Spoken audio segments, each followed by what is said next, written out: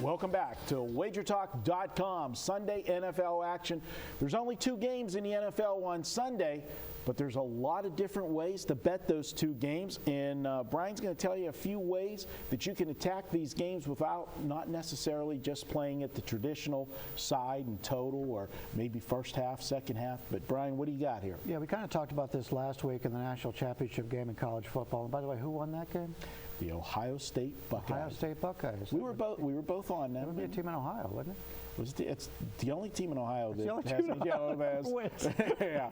So go ahead, try. You were going to try to make a joke there, and that one just blew up in your face. Well, yeah. I don't see the Pitt Panthers winning the championship anytime soon. They've got more than the Cleveland Browns.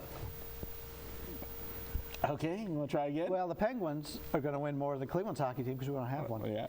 But anyway, but we talked about this last week, the money line in the national championship game. It got all the way down to 190 in some spots. I had Ohio State plus the 7. I played a little 190. I lost a little bit back there, but it's such a tremendous value because people come in and they want to bet these games. A lot of people that don't traditionally bet, they come to Vegas and they say, you know, I want to bet on this team. I want to bet on the Colts. I want to bet on the Packers. I want them to win. And therefore, you get good prices when you're playing the favorites in these games. We just talked about a video where we had Seattle at 7.5. And normally, you're not going to find too many pros out there that are going to lay the 7.5 in that game. There's other ways to get around it and get plays on Seattle. One of them would be the money line because you're already looking at a deflated money line on Seattle, and the public hasn't even gotten involved in these games yet. Same with New England. If you like New England, you don't want to lay the 6.5. I did see a 6 out there. You may want to play them on the money line, a little bit better advantage.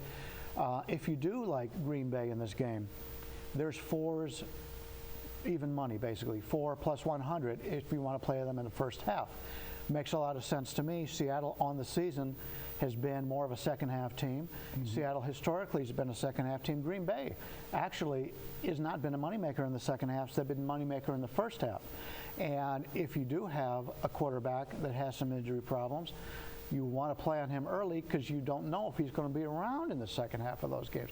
Nobody's going to want Green Bay in the second half of that game when they know they've got an injured quarterback that's taking a beating in the first half. Also, you've got a 70% chance of rain in Seattle in this game. The turf won't be as good in the second half of the game. First half, maybe it won't be so much of a problem. You've got a quarterback with a leg injury. Once the turf softens up, you don't know what could happen there. So if you do like Green Bay in that game, I think the first half plus 4, even money plus 100 is a better way to play that. Different ways to go about and looking at these games.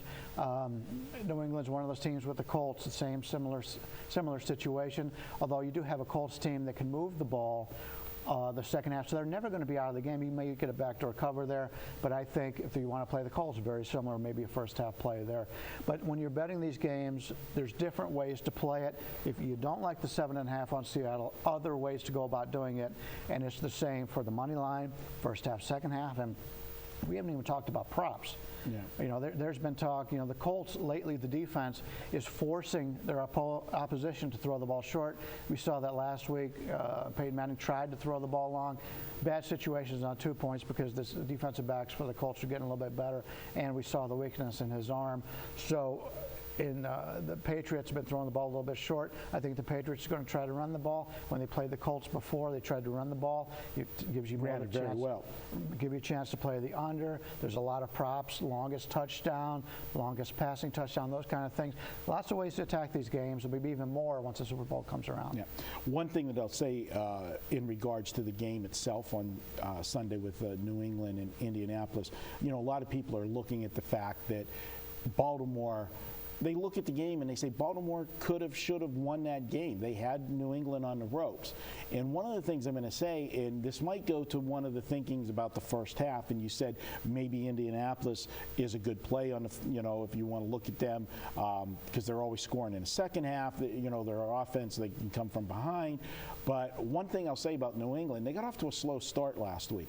And I know everybody looks and says, these teams that have the bye week, they got such a tremendous advantage.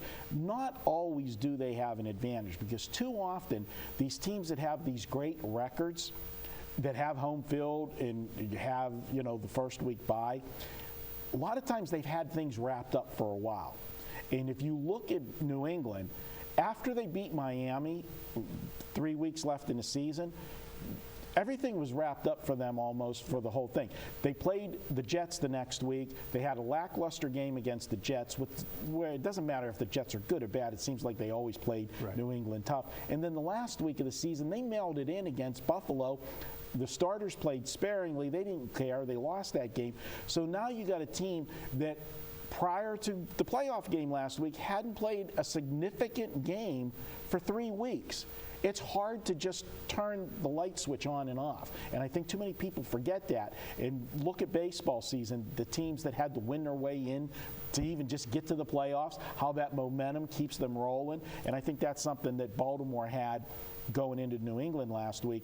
And the last thing I'll say, just a thing on Indianapolis with that defense, and everybody's talking about how well they've played. The last 2 weeks, they caught a break in catching Andy Dalton without Green and there was another receiver hurt, so he didn't have, and Andy Dalton's not a world beater to start with, and then you take away some of his weapons, and then last week, it was just, I mean, it was painful to watch Peyton Manning, a guy that's had such a great career, to watch him play that game with the problems that he had. And I tweeted, you actually commented on it when I tweeted out, I said, we're watching the last game of Peyton Manning's career, in my opinion.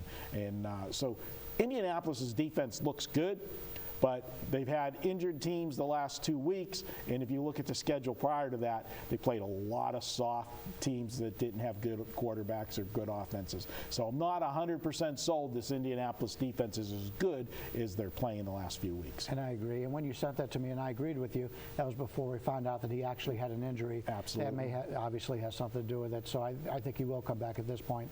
Obviously, the coaching staff won't be there any longer. No. But plenty of ways to play these games, and if you like a certain way, you just don't have to play it. There's plenty of options here that aren't available most of the time in the regular season. So just go out and try to find out what your best options are to play this game. There's many ways to play the team you want, not actually play them on the money or on the and team line. Totals too. Instead team totals. Yeah. Yep. Instead of an over/under, you like a team you think they're going to have success scoring. First half team totals. There's plenty of things out there. All right, there you go. Some insight on other ways to play these games and make some money. And guys, obviously this game's on Sunday. We don't have a game to talk about on Monday, where we normally would remind you to check out at wagertalk.com $2 Tuesday. So I'm going to remind you on Sunday. Don't forget, each and every Tuesday, head over to wagertalk.com in the morning and find out who we've selected to be the $2 capper for that day. You'll get his best bet of the day for just $2. You'll also get a special coupon in there for an added bonus. Check it out each and every Tuesday at wagertalk.com. All right, that's it for this week, guys. Thanks for tuning in. Good luck. Enjoy the games. We'll be back next week. We'll be looking at just basketball next week, and then we got the big Super Bowl in 2 weeks.